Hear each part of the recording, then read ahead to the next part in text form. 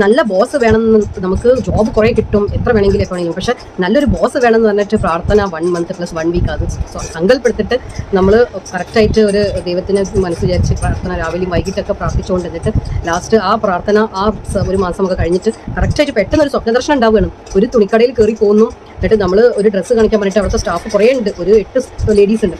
ആ 8 പെണ്ണുങ്ങളോടും മാറി മാറി ഞങ്ങൾ ഈ ഡ്രസ്സ് കാണിച്ചു ഒരാൾ പറയണം മേഡം ഞാൻ കുറച്ച് കഴിക്കുകയാണെങ്കിൽ അടുത്ത സ്റ്റാഫിനോട് പറയും, അടുത്ത സ്റ്റാഫ് ഇപ്പം വേറെ എന്തോ പണി തിരക്കിലാണ്, അപ്പോൾ അവിടെ ഒന്ന് പോയി അവിടുത്തെ സ്റ്റാഫിനോട് അങ്ങനെ മാറി മാറി 3-4 സ്റ്റാഫ് ഓരോ പ്രശ്നം പറഞ്ഞിട്ട് നമ്മൾ എന്താ പറയുക അത്രയും വെയിറ്റ് ചെയ്യുക. ലാസ്റ്റ് ഒരു സ്റ്റാഫ് പറയും മേഡം വെയിറ്റ് ചെയ്യും. അങ്ങനെ പ്രാന്തിടിച്ച് താഴെ വന്നപ്പം ബോസിനോട് അവിടുത്തെ ഉടമസ്ഥനോട് പറഞ്ഞപ്പം വേഗം ഉടമസ്ഥ മേലെ പോയിട്ട് എന്താ നിങ്ങളൊക്കെ മേഡത്തിന് തുണി കാണിച്ചു കൊടുത്ത് ഡ്രസ്സ് വെച്ചിട്ട് വരി മേഡം ഞാൻ കാണിച്ചിട്ട് ലാസ്റ്റ് ബോസ് തന്നെ തുണിയൊക്കെ എടുത്തിട്ട് കാണിച്ചു തരുന്നത്.